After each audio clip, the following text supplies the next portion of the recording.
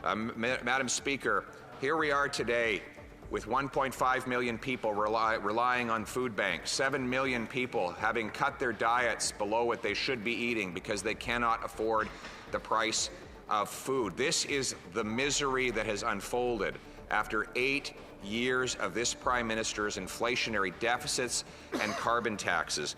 But it's worse. Now the Prime Minister, with the necessary help of the NDP, plans to quadruple the carbon tax to 61 cents a litre.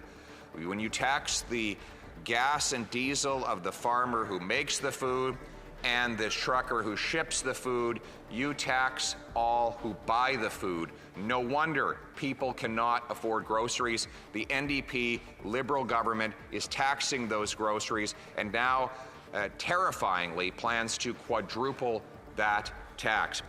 Now, amazingly, members of the Atlantic Caucus of the Liberal Party are now saying the opposite in their ridings than they're doing on Parliament Hill.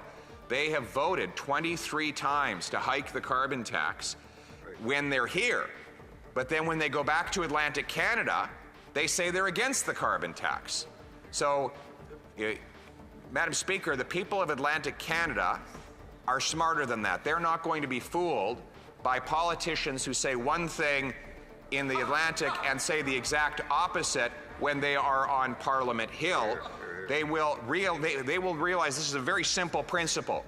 If the Atlantic Liberal MPs do not vote for Atlantic Canadians in the House of Commons, then Atlantic Canadians will not vote for Liberals at election time. Atlantic Canadians know that there is only one party that will axe the carbon tax, only one party that has stood up and fought this tax every step of the way.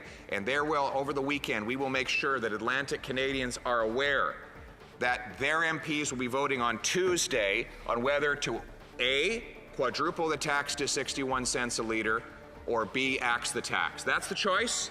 And all the constituents in their ridings will be watching carefully. We will make sure that it doesn't slip by. And we will make sure that the NDP, which has sold out working class people in favor of big government and big corporations, we're going to make sure that all their constituents know that the NDP is busy picking their pockets, that they are serving government greed in Ottawa rather than the interests of hardworking Canadians and seniors across our country.